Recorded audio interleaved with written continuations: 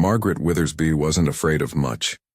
Not of creaking floorboards, nor of cold drafts that slipped beneath century-old windows.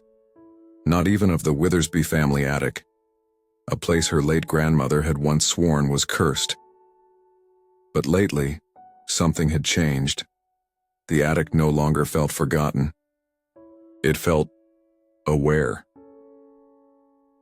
She'd returned to the Withersby house after her mother's passing, a sprawling Victorian manor tucked at the edge of a misty forest, where ivy clung to the brick like skeletal fingers, and the air always smelled faintly of lavender and dust.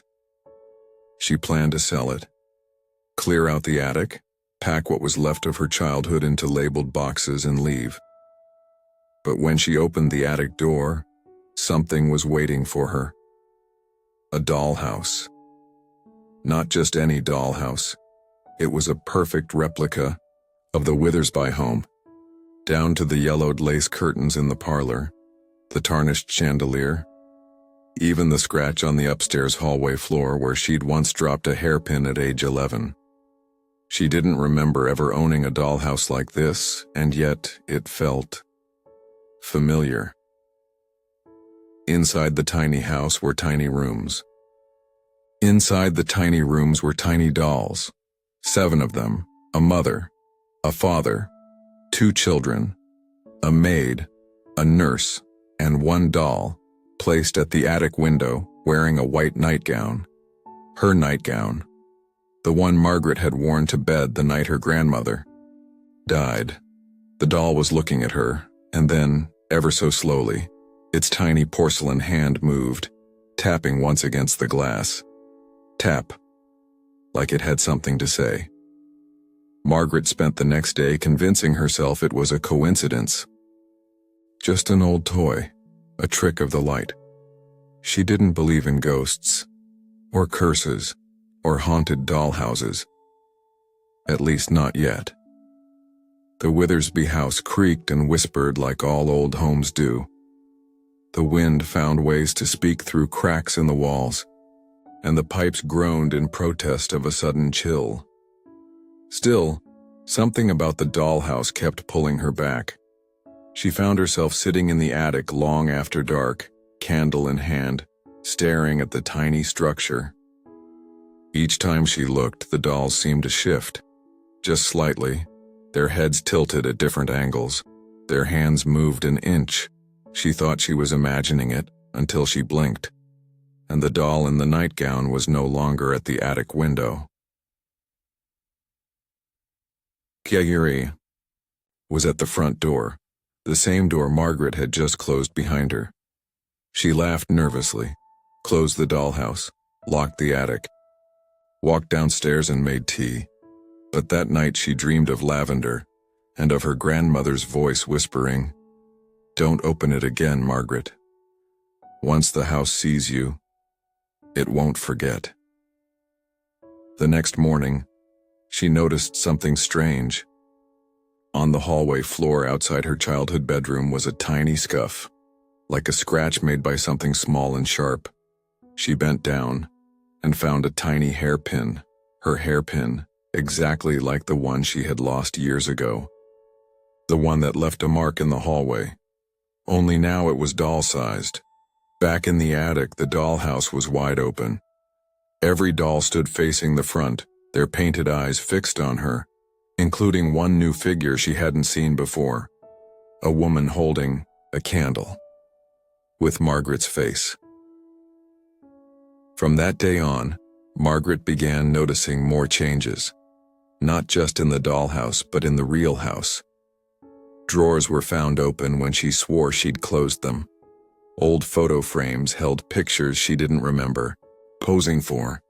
A teacup cracked in half just like the one in the miniature kitchen. But it wasn't until she knocked the dollhouse over that things truly changed. It was an accident. She'd tripped while dusting. The entire thing tumbled, splintering wood, and shattering the attic furniture. She gasped, bent down to inspect the damage. But when she stood back up, the real house was different. The hallway wallpaper was torn. The grandfather clock lay broken at the bottom of the stairs, And in the living room, the same crack that split the doll-sized teacup now ran through the very cup she had sipped from that morning. The dollhouse wasn't mimicking the house. It was controlling it. Panic set in. She tried to leave. The front door wouldn't budge. Her car key turned, but the engine wouldn't respond. Her phone displayed static as though caught between frequencies. Then the dreams began.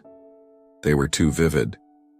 A child sobbing in the walls, footsteps tapping in hollow wood, a lullaby playing backward, her grandmother's voice growing louder each night. "Finish what I started, Margaret. I tried to lock it away, but now it's seen you." On the third night, Margaret opened a drawer in the attic and found a letter, yellowed, brittle, sealed with wax. "To the last Withersby girl," it read. The letter revealed everything. Her grandmother had built the dollhouse with her own hands.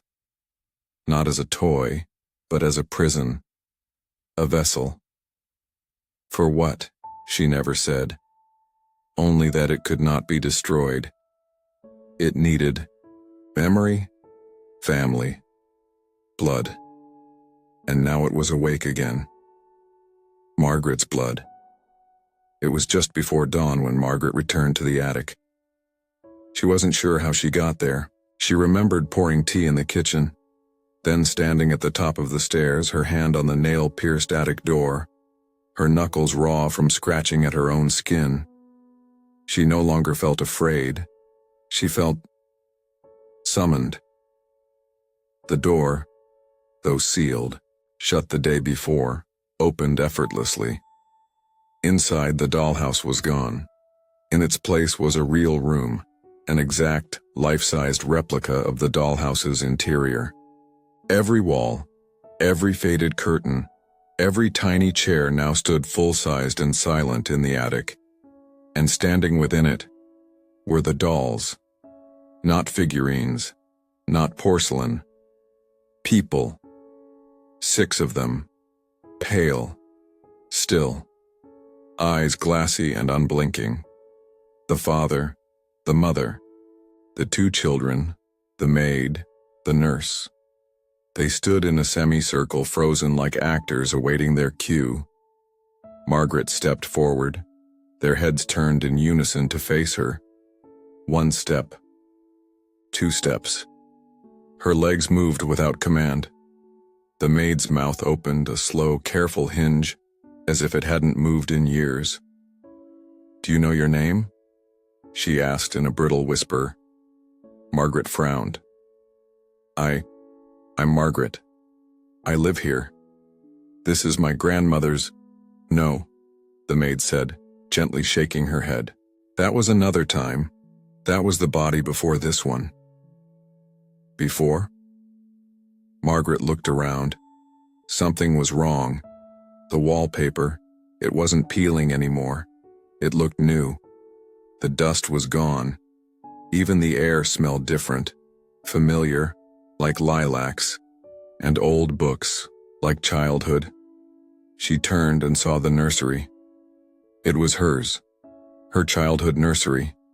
She recognized the mobile above the crib, the music box on the shelf, the pictures on the wall, drawings she had made. "How?" she whispered. The nurse stepped forward. Her voice was soft, deliberate. "You didn't remember. Until now. That's how the house works. It waits until the 7th returns." "The 7th?" Margaret's voice cracked. The mother doll blinked slowly. There were always 7. And then all at once Margaret remembered she was 5, maybe 6. Her grandmother had warned her never to go into the attic. But one day, curiosity pulled her there. She had climbed the stairs, opened the door, and found the dollhouse waiting. It had whispered to her, it had opened for her, and she had vanished. No funeral, no body, no closure, only a mother's tears and a mystery no one could solve. But now she remembered the whispers, the darkness, the lullabies sung backward. She remembered the feeling of being pulled through something too small for a person, being unmade, being remade. She had lived an entire life since then, or thought she had. But it wasn't real. None of it was real. Her job, her apartment, her memories of travel and heartbreak and success, fabricated, layered over her like paint on a broken toy. "You were the last," the father said. His voice was deeper than the others. "The circle is complete." Margaret's hands trembled. "So, what happens now?" The children stepped forward. Their porcelain hands were no longer painted. They were real, soft, warm. They took her fingers and guided her to the center of the room. "There's a room still locked," one of them said. "In the dollhouse," said the other. They pointed. Small door had appeared on the back wall. It hadn't been there before. Margaret walked toward it. Slowly, carefully. The knob was shaped like an eye. It blinked as she touched it. The door creaked open. Inside was a mirror. No, not a mirror. A window. She leaned in. On the other side, she saw herself. A younger version, maybe 7 or 8, playing in a garden filled with roses. She was alive, real, smiling. Her mother called her in for supper. The child looked up, blinked, and for a fraction of a second their eyes met. The girl screamed, the ball. Window shattered. Margaret stumbled back, blood trickling from her ears. The doll stepped closer, hands on her shoulders, soothing her. "You can't go back," the nurse said. "You never really left," the mother whispered. And then came the final sound. Wood creaking. Behind her the dollhouse had returned. Miniature, again small and innocent, sitting on the attic floor. But now, there were 7 dolls inside. One of them wore a white nightgown. Its eyes were open. Its mouth was smiling. Weeks passed. Outside, the world went on. Clocks ticked, birds sang. Neighbors walked their dogs and watered their gardens. But within the Withersby house, the attic remained sealed once again. Its door unmoved, its handle rusted shut. No one came looking for Margaret. No police report. No missing poster. Nothing disturbed the silence that returned to the old Victorian home. In the parlor, her teacup still sat on the table, a pale ring staining the wood beneath it. Dust returned, soft as snowfall. The house exhaled. But deep in the attic, the dollhouse stood once more. Whole again, its tiny doors closed, its rooms restored. The 7 dolls stood perfectly in place, arranged in familiar poses, their frozen expressions caught somewhere between serenity and sorrow. The one in the white nightgown now stood near the window, her painted eyes watching the outside world with quiet vigilance. Sometimes, if the wind was just right, the dollhouse would hum softly, a low, breathy lullaby like a music box winding down. Inside, the little lights flickered to life just for a moment, like something stirring in a deep sleep, and then darkness again, as if the house was dreaming. Far away, a child looked up from her coloring book.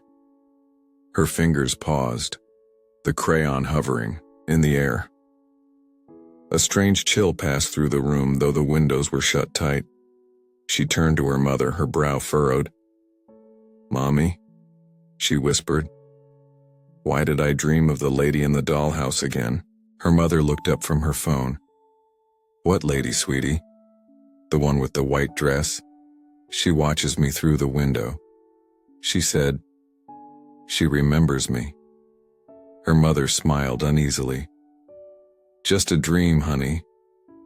But outside the child's bedroom window on the 2nd floor of a quiet apartment complex far from Withersby Lane, a small shadow flickered past the glass. Watching. Waiting.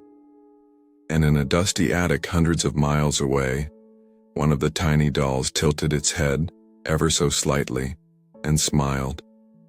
Some homes keep their secrets buried deep in the walls, but some, like the dollhouse, remember every soul they've ever stolen.